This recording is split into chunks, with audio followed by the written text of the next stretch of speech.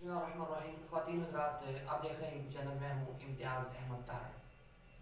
آج کی جو سب سے اہم 5 خبریں ہیں ان پر گفتگو ہوگی اور ان کا تجزیہ بھی ہوگا، اور دیکھیں گے کہ ہمارے گرد و نواح میں جو حالات ہیں وہ کس انداز سے تبدیل ہو رہے ہیں، اندرونی سیاست کیسے تبدیل ہو رہی ہے، جبکہ بیرونی دباؤ ہم پر کس قدر ہے، اور ہمارے گرد و نواح میں، ہمارے ہمسایہ ممالک میں حالات کس انداز سے تبدیل ہو رہے ہیں. آج جو سب سے پہلی خبر ہے وہ ہے اسحاق ڈار صاحب کا بی بی سی کو انٹرویو دینا. اسحاق ڈار صاحب سابق وزیر خزانہ ہیں یہاں پہ، اور جو سابق حکومت تھی مین نواز شریف صاحب کی، چاہے وہ کس دور میں بھی آئی ہو، اس میں اسحاق ڈار صاحب کا بڑا کنٹریبیوشن تھا. ہر حال میں ہوتا ہے.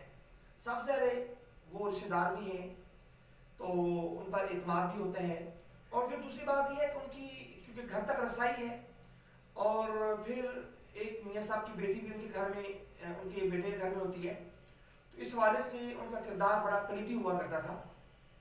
اسحاق ڈار صاحب کون ہیں؟ اسحاق ڈار کا سفر ہمارے جو اہل پاکستان ہیں انہوں نے دیکھا ہوگا کہ ایک سائیکل سے، ایک اسکوٹر سے انہوں نے ماشاءاللہ بڑے بڑے محلات تعمیر کیے ہیں. اور یہ کوئی عیب والی بات نہیں ہے.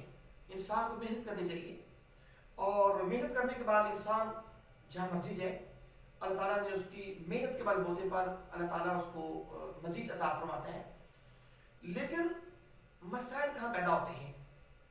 مسائل تب پیدا ہوتے ہیں جب آپ قوم کا پیسہ لوٹیں. مسائل تب پیدا ہوتے ہیں جب آپ پر الزام ہوں اور الزام کا جواب دینے کے بجائے آپ ملک سے فرار ہو جائیں. مسائل تب پیدا ہوتے ہیں جب آپ اپنے عوام جو ہیں ان کے لیے پالیسیاں بنائیں، سخت کاروباری لوگوں کے لیے سخت پالیسیاں بنائیں، اور آپ کے جو بیٹے ہیں وہ بیرون ممالک میں کاروبار کر رہے ہوں اور وہ یہاں پہ نہ ہو. مسائل تب پیدا ہوتے ہیں. مسائل تب پیدا ہوتے ہیں جب آپ لوگوں سے کہیں کہ آپ ٹیکس دیں، آپ کی تجارت کی جو قواعد و ضوابط ہیں وہ ایسے ہوں گے، اور جو آپ کے عزیز و اقارب ہیں، جو آپ کے خاندان ہیں، وہ پاکستان میں موجود نہ ہو، وہ پاکستان سے باہر ہو. جیسے وزیر اعظم میاں نواز شریف صاحب، وزیر اعظم صاحب انہوں نے ایک شیخ جوان جو ایک یوتھ ہے وہ بھی بنائی ہے، اور اس کے علاوہ کافی زیادہ ان کی تنظیمیں ہیں. یہ ساری تنظیمیں بنانا ان کا حق ہے، لیکن اس کے اوپر اعتراض کب ہوتا ہے؟ اعتراض تب ہوتا ہے جب میاں نواز شریف صاحب کے اپنے صاحبزادگان پاکستان سے باہر بیٹھے ہوں. اعتراض تب ہوتا ہے جب میاں صاحب کے جو بیٹے ہیں انہوں نے پاکستان کی نیشنلٹی بھی نہ لی ہو. اعتراض تب ہوتا ہے. خضر حسین رضوی صاحب نے جلسہ کیا تھا، اپنا احتجاج کیا اسلام آباد میں. ان کے دونوں فرزند ان کے ساتھ بیٹھے رہے، لیکن میاں نواز شریف صاحب جب کوئی پروٹیسٹ کرتے ہیں یا ان کی بیٹی کوئی جلسے کر رہی ہے یا جو بھی معاملات ہیں، تو میاں صاحب کے دونوں بیٹے ماشاءاللہ باہر تشریف فرما ہیں، اور ان کی جو بیٹی یہاں پہ تشریف فرما ہے، جو لوگ شیخ جوان جو ایک فورس بنا رہی ہے، تو ان کا اپنا جو فرزند ہے وہ باہر تشریف فرما ہے. تو اسحاق ڈار صاحب کے ساتھ جو رات کو معاملہ پیش آیا، بڑے سخت سوالات ہوئے، وہ سوالات کے جوابات نہیں دے سکے. وہ ہمیشہ آئیں بائیں شائیں کرتے رہے. تو مسائل پیدا نہ ہوتے اگر اسحاق ڈار صاحب نے کوئی چوری نہ کی ہوتی، اسحاق ڈار صاحب نے اگر کوئی معاملات کے اندر گڑبڑ نہ ہوتی. اس وقت وہ پاکستانی عدالتوں سے مفرور ہیں، اور علاج کے بہانے وہ تشریف لے کر گئے باہر. اب رات کو اینکر نے سے پوچھا کہ آپ تو علاج کے لیے تشریف لے کر آئے، آپ کا 3 سال سے کون سا علاج ہو رہا ہے؟ تو ان کے پاس کوئی جواب نہیں تھا.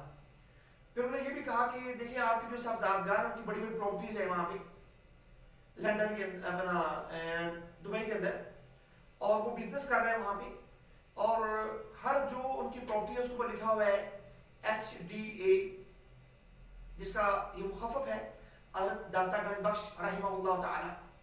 تو بزرگوں کے نام کو آپ استعمال کر رہے ہیں، اور آپ اپنے جو ذرائع آمدن اس کا حساب دینے کو تیار نہیں ہیں.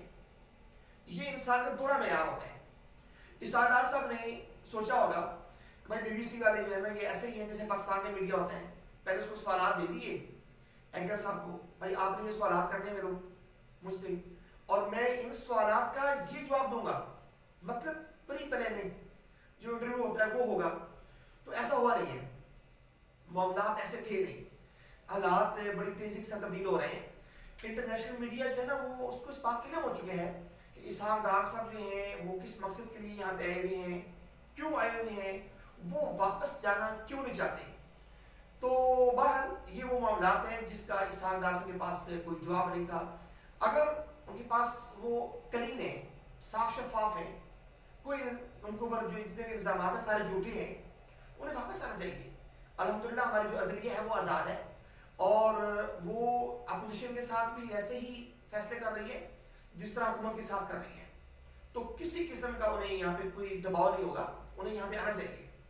اس لیے اسحاق ڈار صاحب کا جو رات کا جو پروگرام تھا بڑا پری پلان وہ تھا پروگرام ان کے مطابق، لیکن وہ ایسا ہوا نہیں ہے.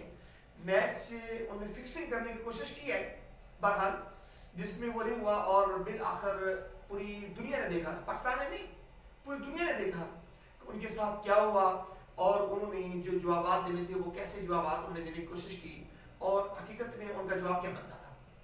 بہرحال اگر وہ واقعی ہی صاف شفاف ہیں تو وہ واپس پاکستان تشریف لے آئیں، یہاں پہ آ کر اپنے جو الزامات ان کا سامنا کریں، سیاست کریں، اسی میں ان کا مستقبل پنہا ہے. جو دوسری بڑی خبر ہے وہ ہے 10 ملین ٹری منصوبہ. وزیر اعظم عمران خان نے اپنی جو سابق حکومت کی خبر پی کے میں وہاں پہ اعلان کیا تھا کہ ہم 10 ملین ٹری منصوبہ جو ہے وہ لگائیں گے، مطلب کہ اربوں درخت لگائیں گے. اور ابھی 5 سے 7 سال ہو چکے ہیں، وہ جو اربوں درخت تھے چیف جسٹس صاحب نے فرمایا کہ وہ مجھے نظر نہیں آ رہے. اور نظر کیوں نہیں آ رہے؟ کیونکہ اگر اتنے درخت لگ جاتے تو پاکستان کی تقدیر بدل جاتی. موسمیاتی حوالے سے آج کل جو بے موسمی بارشیں ہو رہی ہیں، آج کل جو سیلاب آ رہے ہیں، طوفان آ رہے ہیں، یہ سب کو سب جو ہے نا ماحولیات کے اوپر اثر انداز ہو رہی ہیں. ماحولیات صرف پاکستان کی نہیں ہے بلکہ پوری دنیا کی تبدیل ہو رہی ہے. تو اس کا مقابلہ ہم کیسے کر سکتے ہیں؟ اس کا مقابلہ کر سکتے ہیں آپ درخت لگا کر، جنگلات اگا کر. جبکہ ہمارے یہاں سسٹم ظریفی یہ ہے کہ جو پہلے سے موجود ہمارے پاس جنگلات ہیں ہم ان کو بھی کاٹ رہے ہیں. کہاں پہ؟ سندھ میں ہم نے جنگلات کو کاٹ دیا. ہم نے جو چھنگا منگا ہمارے پاس بڑا جنگل تھا ایک، ہم اس کو کاٹ دیا. اور اس کے علاوہ ہم نے جو جنگلات خیبر پی کے میں تھے دائیں بائیں، اصل میں جو لکڑی مافیا ہے نا، ٹمر مافیا جو ہے، یہ لکڑی کو ایسے غائب کرتا ہے، ایسے یہ استعمال کرتا ہے کہ انسان کی عقل دنگ رہ جاتی ہے. انسان رات کو راستے سے گزرتے ہیں، نہر کے کنارے سے درخت موجود ہوتے ہیں، تو صبح ہوتی ہے تو وہ درخت نہیں ہوتا. یہ وہ معاملات ہیں جو ہمارے پورا مافیا جو متحرک ہے، اور ہماری جو لکڑی ہے اس لکڑی کو وہ سمگلنگ کر رہے ہیں. کہاں پہ؟ افغانستان کے راستے سے بیرون دنیا میں ہمارے بارڈروں کے اوپر یہ اسمگلنگ ہو رہی ہے، استعمال ہو رہی ہے. دیکھیں وزیر چیف جسٹس صاحب نے یہ نوٹس لیا اور کہا کہ مجھے ذرا وہ تصویر لا کر دکھائیں، حقیقت میں وہ درخت کہاں پہ ہیں. کیا وہ درخت بنگالہ میں لگے ہیں یا کسی اور جگہ پہ لگے ہوئے ہیں، اور ایکچوئل ان کی اس وقت سچویشن کیا ہے، زمین کے اوپر کس جگہ پہ ہیں. اور دوسری بات جو سندھ کا انہوں نے دیکھا کہ سندھ کے اندر جو درخت تھے، اپنا ہماری پولیس نے، سندھ حکومت نے مل کر ڈاکوؤں کا پیچھا کرنے کے لیے جنگل ہی کاٹ دیا ہے. اس سے بڑا اور کیا ہوگا کہ ہماری پولیس جو ہے اس کا اتنا بڑا کارنامہ. اور پھر دوسری بات یہ ہے کہ وہ ڈاکو بھی نہیں پکڑے گئے. اگر ڈاکو پکڑے جاتے چلے ٹھیک ہو جاتا، ایک مقصد حل ہو گیا، لیکن وہ ڈاکو بھی نہیں پکڑے گئے. تو ڈاکو بھی نہیں پکڑے گئے، اور ڈاکو بھی نہیں پکڑے گئے تو ساتھ وہ دوسرے معاملات بھی جو ہے نا وہ درخت بھی کٹ گئے. تو چیف جسٹس صاحب نے کہا کہ بھائی وہ درخت جو آپ نے جنگل کاٹے ہیں وہ کہاں گئے. اور پھر جو سندھ حکومت ہے وہ بھی منصوبہ اس کا بھی ہے، میں درخت لگا رہے ہیں ہم. بھائی درخت لگائیں، یہ ہماری آنے والی جو نسل ہے اس کے لیے ایک بہت بڑی نعمت ہے. آج درخت آپ لگائیں گے، جو آنے والی نسل ہے وہ اس سے فائدہ اٹھائے گی. لیکن اگر ہم درخت بھی نہیں لگائیں گے، ہمارے معاملات بھی ویسے رہیں گے اور جو پہلے سے درخت ہیں ان کو بھی کاٹیں گے تو یہ مسائل ہمارے لیے زیادہ گمبھیر ہوں گے۔ اور جو تیسری بڑی خبر ہے وہ ہے کشمیر کے اندر نام نہاد بلدیاتی الیکشن۔ دیکھیں مقبوضہ کشمیر کے اندر بھارت نے سب سے پہلے تو یہ کیا کہ 5 اگست 2019 کو اس نے اسٹیٹس کا چینج کیا۔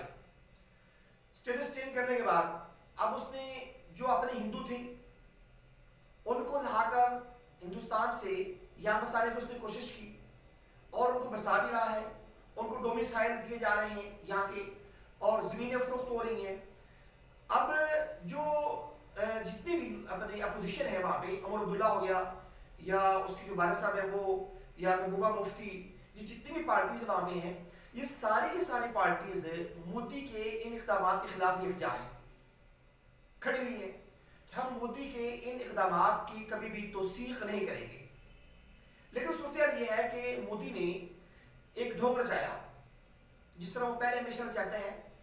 اب اس نے بلدیاتی الیکشن کا ڈھونگ رچایا وہاں پہ، کیونکہ بلدیاتی الیکشن ہوں گے، یہاں پہ بلدیہ آئے گی، مسائل ہوں گے، حل ہوں گے، یہ معاملات۔ لیکن جو پہلا فیز تھا بلدیاتی الیکشن کا، عوام وہاں پہ نکلے ہی نہیں ہیں، اس کی جو پرسنٹیج تھی وہ نہ ہونے کے برابر ہے۔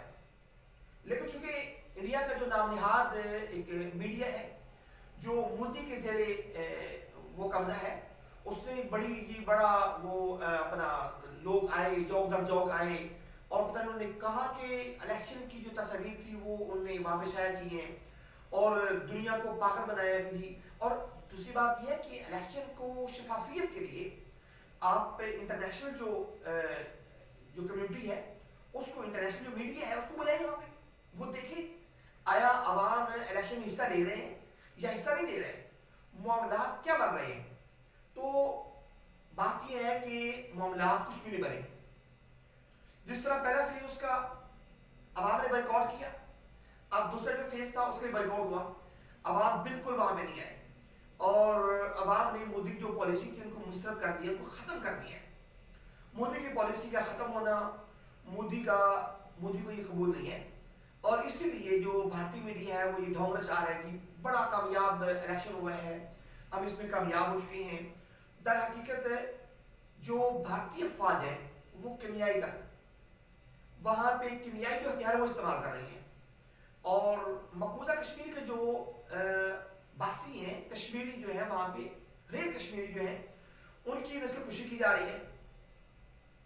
عالمی برادری اس سے بخوبی آگاہ ہے اور عالمی میڈیا کو چونکہ وہاں تک رسائی حاصل نہیں ہے اور انسانی حقوق کی تنظیمیں اس پر خاموشی اختیار کی ہے، مجرمانہ خاموشی ہے، اقوام متحدہ کی اس پر مجرمانہ خاموشی ہے۔